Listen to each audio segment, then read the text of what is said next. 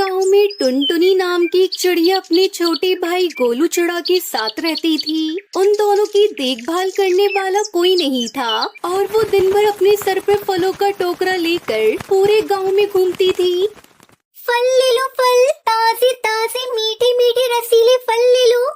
वो फलों को बेचकर उससे मिलने वाले पैसों से अपने घर का खर्च चलाती थी। टुनटुनी मुश्किल हालातों से नहीं घबराती और खूब मेहनत करती थी। वहीं दूसरी तरफ गांव के बाहर जंगल में एक बहुत बड़ा महल था, जहां के राजा हरिया तोता को फल खाने का बड़ा शौक था। वो दूर दूर के जंगलों से अपने लिए फलों को मंगवाते और उन्हें बड़े चाव से खाते थे। राजा हरिया तोता को हर दिन एक नया फल खाना बहुत अच्छा लगता था। एक दिन की बात है, टुनटुनी अपने फलों के टोकरे को लिए जंगल में फल बेच रही थी। फल ले लो, फल ताजा ताजा मीठे मीठे फल ले लो। तभी राजा हरिया तोता को टुनटुनी की आवाज आती है और वो अपने सेवकों से कहते हैं, जरा देख कर आओ, ये कौन है? हम भी तो देखें इसके फल कैसे हैं। जरा मेरे लिए इस चिड़िया से फल खरीद कर लाओ। फिर राजा के सेवक टुनटुनी चिड़िया के पास जाते हैं। हे सुन चिड़िया, हमारे राजा जी ने फल मंगवाए हैं। तेरे फल मीठे तो है ना? अगर तेरे फल मीठे नहीं हुए तो समझ ले तू तो गई जान से। ये सुनकर टुनटुनी चिड़िया ने डरते डरते कहा, मेरे फल बहुत मीठे हैं और मुझे यकीन है राजा जी को ये फल जरूर पसंद आएंगे। फिर सेवक टुनटुनी चिड़िया से फल लेकर राजा हरिया तोता को लाकर दे देता है। राजा हरिया तोता फल खाकर बहुत खुश होते हैं।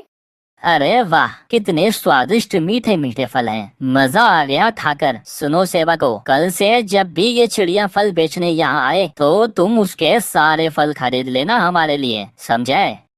और अब जब भी टुनटुनी महल की तरफ आती तो राजा उसके सारे फलों को खरीद लेते थे और बदले में टुनटुनी को इनाम भी देते थे। इस तरह दिन गुजर रहे थे। राजा हरिया तोता सिर्फ टुनटुनी से ही फलों को खरीदने लगे और इस तरह टुनटुनी को भी खूब पैसे मिल जाते और उसका घर बहुत अच्छा चल रहा था। तभी एक दिन राजा हरिया तोता को पहाड़ों के फलों के बारे में पता चलता है। वो उन फलों को खाने के लिए उत्साहित हो जाते हैं और अपने सेवकों से कहते हैं, सुनो कालू कौवे, मैंने सुना है कि पहाड़ों के फलों का स्वाद बहुत ही अच्छा होता है और वहाँ के फलों की बात ही कुछ और है। हमें वहाँ के फल चाहिए, ये हमारा आदेश है।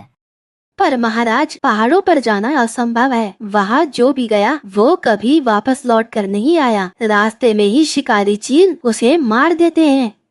ये सब हम नहीं जानते हैं। हमें वहाँ के फल चाहिए, वरना जिंदा तो हम भी नहीं छोड़ेंगे। ये सुनकर वो सब सेवक डर जाते हैं। तभी कालू कौवे को टुनटुनी चिड़िया का ख्याल आता है और वो अपने साथी पक्षियों से कहता है, सुनो साथियों, मेरे पास एक उपाय है। हम क्यों न टुनटुनी चिड़िया को फल लेने के लिए पहाड़ों पर भेजें। अगर वो फल ले आई तो हम महाराज को दे देंगे। वो हमसे बहुत खुश होंगे। ये सोचकर कालू कौवा अगले दिन टुनटुनी चिड़िया के पास जाता है। सुनो टुनटुनी चिड़िया, महाराज का आदेश है, तुम्हें उनके लिए पहाड़ों से फल लेकर आने होंगे, नहीं तो वो तुम्हें मार देंगे। मगर पहाड़ों पर जाना तो असंभव है। मैं भला वहाँ कैसे जा सकती हूँ? ये सब हम नहीं जानते। तुझे तो वहाँ जाना ही होगा, वरना महाराज तुझे फांसी पर लटका देंगे। राजा हरिया तोता के इस आदेश के बारे में सोचकर टुनटुनी बहुत दुखी होती है। वहाँ जाने का मतलब है कि मौत के मुंह में जाना। हे भगवान, मैं वहाँ कैसे जाऊंगी? अगर मुझे कुछ हो गया तो मेरे छोटे भाई का क्या होगा? अगले दिन टुनटुनी बिना कुछ सोचे समझे हिम्मत करके राजा के आदेश को पूरा करने के लिए निकल जाती है। लेकिन टुनटुनी ये बात नहीं जानती थी कि पहाड़ों पर जाने के रास्ते में उसे शिकारी चीलों का सामना करना होगा। तभी कुछ देर बाद वो पहाड़ों पर आ जाती है। तभी चील उसे घेर लेते हैं। मजा आ गया। आज शिकार खुद चलकर हमारे पास आया है। कितने दिन से हम भूखे थे, आज हमारी भूख मिटेगी इस चिड़िया को खाकर। नहीं, मुझे छोड़ दो, मुझे जाने दो, मुझे माफ कर दो। जैसे ही वो चील उसे मारने के लिए आगे बढ़ते हैं, तभी अचानक वहाँ एक तेज रोशनी होती है और एक परी आ जाती है। वो अपने जादू से इन चीलों को वहाँ से मारकर भगा देती है और टुनटुनी की जान बचा लेती है। अरे बेटी, तुम यहाँ इस खतरनाक पहाड़ पर क्या कर रही हो? अगर आज मैं यहाँ नहीं आती तो यह चील तुम्हें मारकर खा जाते।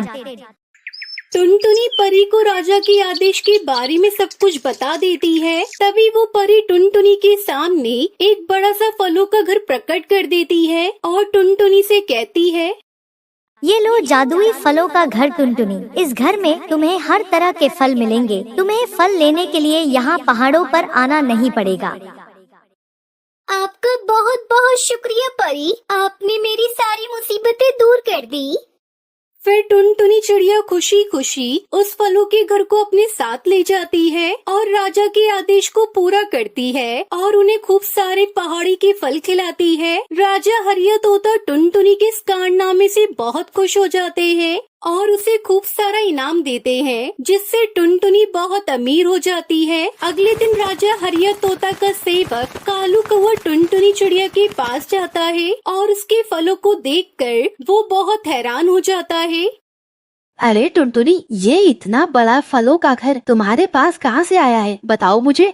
टुनटुनी चिड़िया कालू कौवे को सारी बात बताती है। ये सुनकर कालू कौवे को लालच आ जाता है।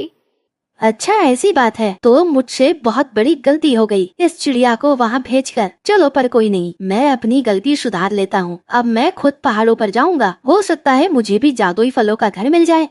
ये कहकर कालू कौवा पहाड़ों पर वो फलों का घर लेने के लिए चला जाता है, लेकिन उसे रास्ते में जालिम चीलों का झुंड मिल जाता है। मजा आ गया। आज तो शिकार खुद चलकर हमारे पास आया है। आज तो दोस्तों दावत है, हमारी दावत। फिर वो शिकारी चील कालू कौवे को मारकर खा जाते हैं और इस तरह कालू ने टुनटुनी के लिए जो गड्ढा खोदा था, लालच के कारण वो खुद ही उसी में गिर जाता है। वहीं टुनटुनी अपने भाई के साथ खुशी खुशी अपने जादुई फलों के घर में रहने लगती है और अपने जादुई फलों को बेचकर वो अपनी जिंदगी गुजारती है।